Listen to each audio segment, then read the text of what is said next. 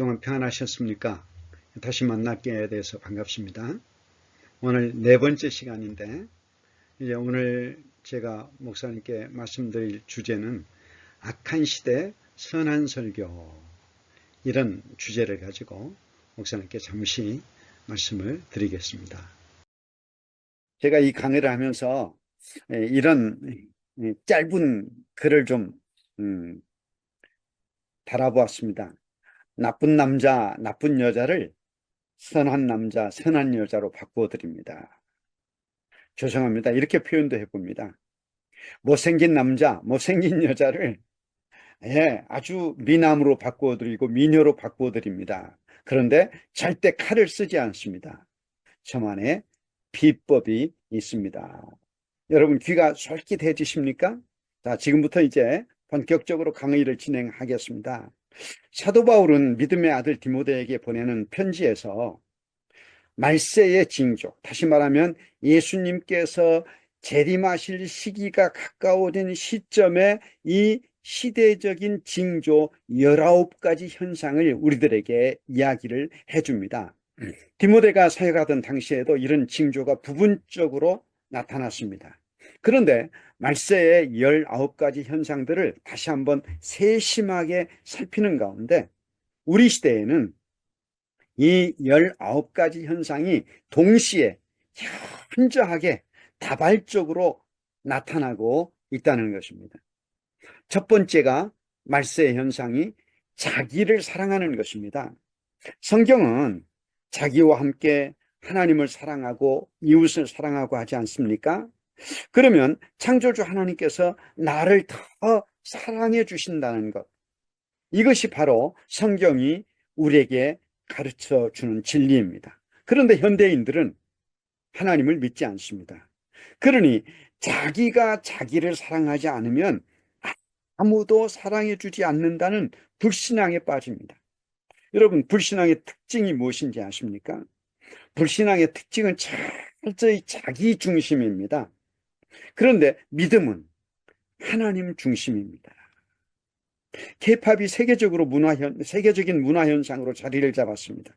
최근에는 로제의 아파트라고 하는 곡이 짧은 시간에 빌보드 차트 1위에 올랐습니다.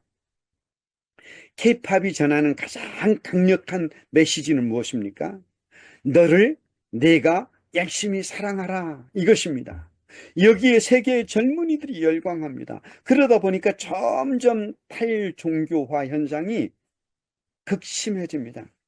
신은 필요 없고 자기 자신이 신이 되는 것입니다.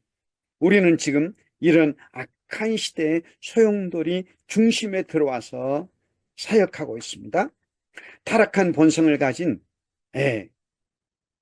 인류는 다시 두 번째 말세의 징조는 바로 돈을 사랑하는 것입니다. 타락한 본성을 가진 인류는 어느 시대나 이 돈을 사랑했습니다. 그러나 우리 시대는 창조주 하나님을 믿지 못하니까 돈이 하나님입니다. 돈이 있어야 자기를 지킬 수 있다고 생각합니다. 또 쾌락을 사랑하기를 하나님 사랑하는 것보다 더 사랑합니다. 하나님께서 행복을 주시는 것이 아니라 쾌락이 자기들에게 행복을 준다고 철저하게 믿고 살아갑니다. 그런데 이 19가지 말세의 징조의 공통적인 특징이 무엇인지 아십니까? 잘 들어보세요. 전부 하나님의 말씀과는 정반대라는 것입니다. 참으로 이상하지 않습니까? 어느 것 하나 예외 없이 모든 말세의 징조는 하나같이 공통적으로 하나님의 말씀과는 반대되는 길로 가고 있다는 것입니다. 그렇다면 말세의 근원에 숨어 있는 정체가 무엇인지 쉽게 우리는 알 수 있습니다. 바로 하나님을 대적하는, 반대하는 반대자 사탄이 숨어 있다는 것입니다. 이것을 좀 더 구체적으로 추적해 보겠습니다. 우리가 아는 공산주의 이론은 칼 마르크스에 의해서 1845년에 발표됩니다. 그리 오래되지 않았습니다. 그리고 자본주의와 반대되는 노동자 중심의 경제 체계를 세워야 공평한 세상이 된다는 것이 공산주의의 핵심입니다. 그런데 이 공산주의 이론이 크게 대중에게 설득되지 않습니다. 그래서 이탈리아의 공산주의 전략가인 안토니오 그람시가 있습니다. 이 안토니오 그람시가 1921년 이탈리아 공산당을 창설하면서 새로운 공산당 전략을 짭니다. 공산주의가 세계에서 성공을 거두는데 가장 강력한 적은 기독교다. 이 기독교를 지구상에서 없애는 방법은 단 하나밖에 없다. 바로 성혁명이다. 여러분, 이때부터 공산주의 전략가들은 성을, 기독교를 파괴하는 무기로 개발합니다. 바야흐로 동성애는 급속도로 세계 곳곳에 독버섯처럼 퍼지기 시작합니다. 그러다가 1968년 프랑스 파리에서 68혁명이 일어납니다. 이 68혁명은 역사적으로는 실패합니다. 그런데 68 좌파들의 혁명을 기점으로 급속도로 번지기 시작하는 것이 바로 포스트 모더니즘이라는 철학입니다. 최근에 에릭 제무르라고 하는 프랑스 작가가 프랑스의 자살이라고 하는 책을 썼습니다. 파리 68 혁명을 기점으로 프랑스는 이미 죽었다고 주장을 합니다. 이유는 좌파에 의해 시작된 파리 68 혁명이 실패로 끝났지만 그들이 주장한 사상들이 포스트 모더니즘을 형성을 했습니다.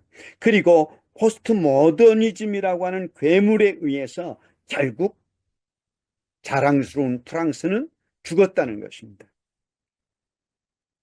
여러분, 그렇다면 포스트 모더니즘이 도대체 무엇입니까? 포스트 모더니즘 철학의 특징을 크게 네 가지로 간략하게 제가 여러분들에게 소개해 드리겠습니다. 첫 번째는 전통주의가 해체주의로 변하는 것이 포스트 모더니즘입니다. 그러니까 지금 포스트 모더니즘 시대에 살고 있는 우리 시대에는 모든 전통이 해체돼 버렸습니다. 전통은 여러분들이 잘 아시는 대로 좋은 전통이 있고 나쁜 전통이 공존합니다. 그런데 우리 기독교는 전통을 아주 중요하게 여깁니다. 성경이 바로 좋은 전통을 강조합니다. 그런데 포스트 모더니즘은 무조건 과격할 정도로 좋은 전통을 무자비하게 파괴합니다. 예를 들면 가정에서 남편과 아내가 질서를 두는 것은 얼마나 중요하고 아름다운 전통입니까? 가정에서 평화는 질서가 없으면 도저히 불가능하지 않습니까? 그런데 이 전통을 해체해버립니다. 그러니 가정의 근간이 흔들립니다. 그리고 가정이 급속도로 파괴됩니다. 우리는 하나님을 아버지라고 부릅니다. 그런데 포스트 모더니즘은 이것을 대놓고 부정합니다. 완전히 사탄의 앞잡이 노릇을 하는 것이 바로 포스트 모더니즘입니다. 예? 하나만 더 여기서 말씀드립니다. 여러분, 남자와 여자가 성인이 돼서 사랑을 하면서 결혼을 하고 가정을 이루는 것, 이것은 태초부터 이어온 성경의 전통입니다. 그런데 포스트 모더니즘은 남자와 남자가 결합을 하라고, 여자와 여자가 결합을 하라고 부추깁니다. 이것은 여러분 생각해 보세요. 짐승 사회에도 없는 겁니다. 개나 돼지들도 동성 간에 교합을 하지 않습니다.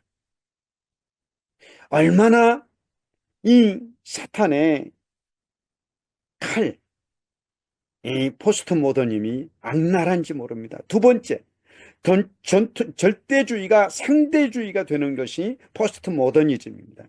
과거 진리는 절대적이었습니다. 그러나 이제는 절대 진리는 절대로 존재하지 않습니다.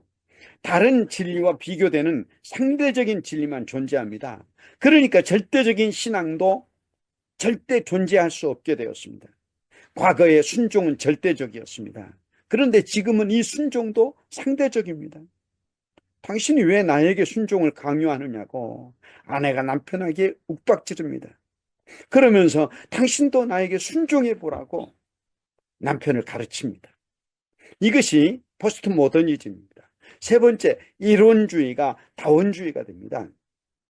과거 남편은 가정에서 절대적인 권위를 행사했습니다. 그러나 지금은 아내와 자녀들이 더 중요합니다. 신도 유일한 신은 없고 많은 다양한 신이 있고 그 모든 신을 숭배하는 종교에 다 구원이 있다고 말합니다. 최근에 우리나라에서 복음주의가 주도하는 로잔 국제대회가 열렸습니다. 세계적인 기독교 유명 인사들이 총출동했습니다. 그 중에 주목받은 사람이 있습니다. 세들백 교회를 설립한 릭 워런 목사입니다. 그의 정체를 밝히면 그는 크리슬람입니다.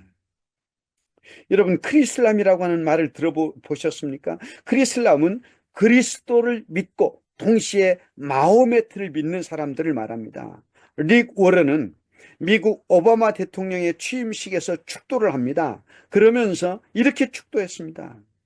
예수 그리스도와 마호메트의 이름으로 축복합니다. 바로 기독교에도 구원이 있고 모슬렘에도 구원이 있다고 철저히 고백한 것입니다. 이것은 사탄의 속임수요 거짓말입니다. 생각해 보세요. 종교 다원주의가 맞는다면 무엇 때문에 한 분밖에 없는 하나님의 아들이신 예수님께서 피조물인 사람으로 이 세상에 오십니까? 또 오셔서 죽기까지 하실 이유가 무엇입니까? 여러분, 절대 속지 마시기를 바랍니다. 마지막으로 포스트 모더니즘의 특징은 이성주의가 가고 감성주의가 도래합니다. 과거에는 이성에 호소해야만 설득력이 있었습니다. 그러나 지금은 옳고 그름보다도 감성에 호소해야 설득력이 있습니다. 옳고 그름보다 내 기분이 좋으냐, 내 기분이 나쁘냐, 이것이 사람들에게 더 중요해졌다는 말입니다. 이 모든 것을 여러분 자세히 살펴보면 철저하게 반기독교적 철학이 바로 포스트 모더니즘입니다. 이런 철학과 문화가 지배하는 이 시대는 그야말로 소돔 고모라보다 더 악해졌습니다. 이렇게 악한 시대의 설교자는 어떻게 설교해야 합니까? 과거 교회의 권위는 강단에 있었습니다. 설교자의 권위를 인정했습니다. 지금은 권위가 돈에 있고 숫자에 있습니다. 이런 때 설교자는 무엇을 설교해야 합니까? 많은 설교자가 청중의 비위를 맞추는 설교를 하려고 합니다. 그러나 성경은 무엇을 말합니까? 내가 이 같은 자들에게서 돌아서라. 다시 말하면 성경으로 돌아가라는 말입니다. 복음으로 돌아가라는 말입니다. 여러분, 사자성어 가운데 본립도생 이런 말이 있습니다. 무슨 의미냐면 기본으로 돌아가면 길이 보이기 시작한다는 뜻입니다. 여러분, 성경은 창조주 하나님의 말씀입니다. 성경은 결국 예수 그리스도의 복음입니다. 에덴 동산에서 타락함으로 불행해진 인간에게 유일한 소망은 복음뿐입니다. 이것이 설교의 기본입니다. 이 기본을 붙잡고 지저스 프레임으로 우리가 날마다 강단에서 복음을 선포해야 됩니다. 그때 죽은 영혼이 살아나고 하나님 나라가 회복됩니다. 악한 시대에 악한 사람들을 구원할 수 있는 유일한 길은 선한 설교, 오직 복음을 설교하는 것입니다. 제2의 프레임을 가지고 복음을 설교할 때 바로 죽은 영혼들이 살아납니다. 그리고 그들이 진정한 참된 행복을 누리게 됩니다. 하늘에서 하나님과 주님께서 이것을 보고 기뻐하시고 천사들을 동원해서 여러분들을 응원하실 것입니다. 여러분, 오늘 또 제 강의에 경청해 주신 것을 다시 한번 감사를 드립니다. 그리고 다음 강의 시간에도 꼭 여러분들과 다시 만날 것을 약속을 드립니다. 감사합니다. 아멘.